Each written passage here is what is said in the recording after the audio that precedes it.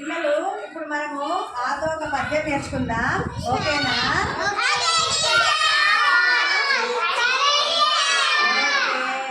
అమ్మ అరటి పండు తెచ్చింది.